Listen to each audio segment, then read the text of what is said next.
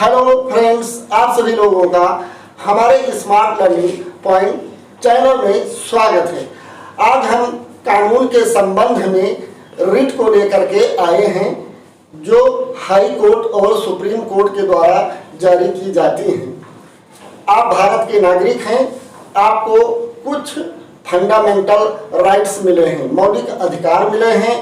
अगर उन fundamental rights का, मौलिक अधिकार का कोई भी अधिकारी, कोई भी मंत्री, कोई भी सरकार अगर उल्लंघन करती है, आपके मौलिक अधिकारों का हनन करती है, तो आप भारतीय अनुच्छेद 32 के तहत सीधे सुप्रीम कोर्ट जा सकते हैं और भारतीय संविधान के अनुच्छेद 226 के तहत उसको लागू कराने के लिए आप अपने संबंधित हाई कोर्ट में जा सकते हैं। तो आइए हम देखते हैं कि भारतीय नागरिकों को संविधान के द्वारा कितनी मौलिक अधिकार प्राप्त हैं। वो तो आप जानते हैं कि 6 हैं, उनका उल्लंघन होता है तो उसको आप कैसे पूरा कराएं और अनुपालन कराएं।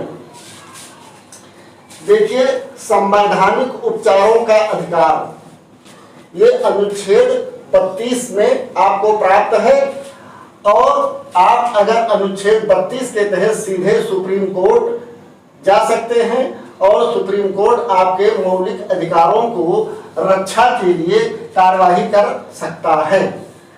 और आप अनुच्छेद 226 के तहत अपने संबंधित हाई कोर्ट में जा करके अपने मौलिक अधिकारों की रक्षा कर सकते हैं। तो यहाँ एक चीज ये डिफरेंसेस समझ लीजिए कि अनुच्छेद 32 के तहत आप सीधे सुप्रीम कोर्ट में याचिका दाखिल करेंगे और अनुच्छेद 226 के तहत जहां आप रह रहे हैं, जिस प्रदेश में रह रहे हैं, वहां के हाई कोर्ट में आप अनुच्छेद 226 के तहत अपनी याचिका दाखिल करेंगे। तो देखिए, संवैधानिक उपचारों को हमारे संविधान निर्माता डॉक्टर भीमराव अंबेडकर ने इसको संविधान की आत्मा और हृदय कहा है। तो आपको कितने अधिकार प्राप्त हैं जिसको आप अनुच्छेद 32 और अनुच्छेद 226 के तहत हाई कोर्ट अथवा सुप्रीम कोर्ट में जा सकते हैं। तो नंबर 1, बंदी प्रत्यक्षीकरण याचिका, रिट ऑफ हाइबियस कॉर्पस। नंबर 2, परमादेश याचिका, रिट ऑफ मैंडेमस। तीसरा, प्रतिषेध याचिका, रिट ऑफ प्रोहिबिशन। चौथा, अधिकार परीक्षा याचिका, रिट ऑफ क्यूआरंटो। पांचवा है उत्प्रेषण याचिका, रिट ऑफ सर्वरेरी। तो ये 5 याचिका दाखिल करके जो भी आपके संबंधित अधिकार हैं उसकी आप रक्षा कर सकते हैं।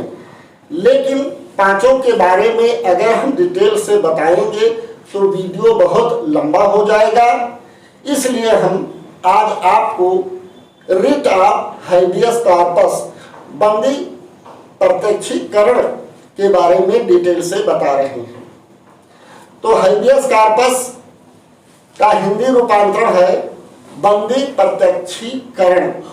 यदि आपको या आपके परिवार के किसी सदस्य को या आपके नात रिश्तेदार किसी को भी गैर कानूनी ढंग से गिरफ्तार किया गया है और उसको परिरुद्ध रखा गया है, डिटेन किया गया है, कहीं पर उसको जबरदस्ती रखा जा रहा है और उसके आज़ादी का हनन हो रहा है, उल्लंघन हो रहा है, लेकिन शर्त यह है कि उसकी गिरफ्तारी अवैध होनी चाहिए। अगर आपको लगता है कि ये गिरफ्तारी गैर कानूनी है, अवैध है, तो आप सुप्रीम कोर्ट में अगर आप चाहते हैं तो अनुच्छेद 32 के तहत सीधे सुप्रीम कोर्ट में याचिका दाखिल करके उसके आज़ादी के दाखिल कर सकते हैं।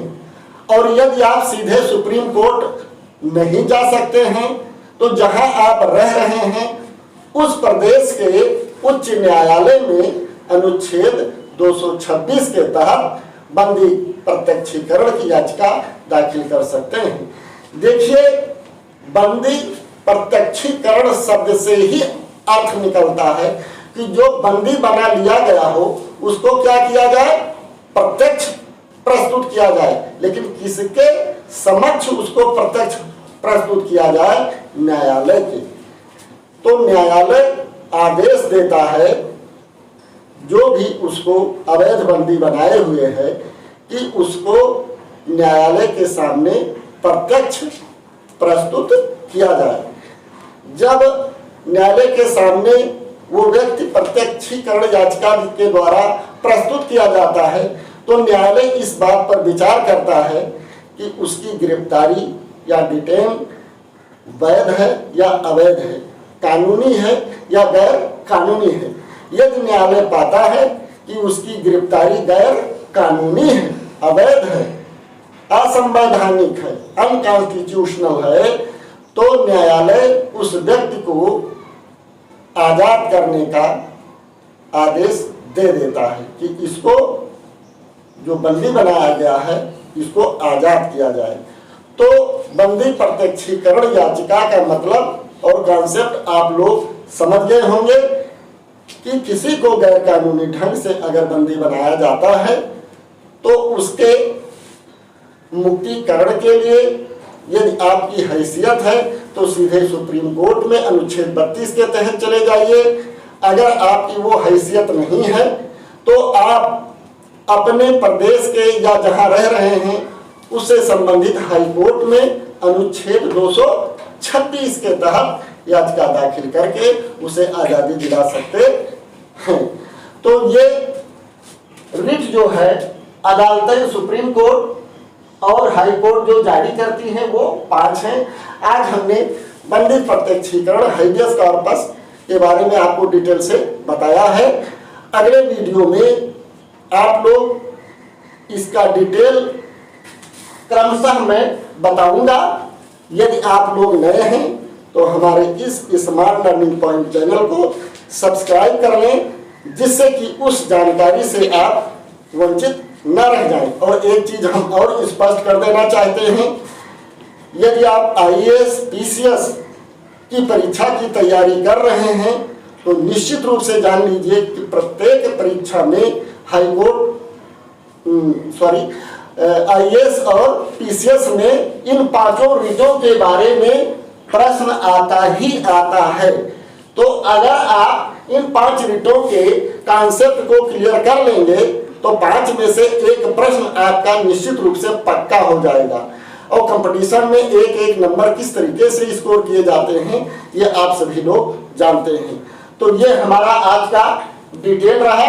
आपने अगर देखा होगा तो निश्चित रूप से समझ में आया होगा। अगर आप लोग नए हैं तो हमारे इस स्मार्ट लर्निंग पॉइंट चैनल को सब्सक्राइब कर लें। अगर वीडियो पसंद आया है तो लाइक करना और शेयर करना ना भूलें। Thank you for watching this video.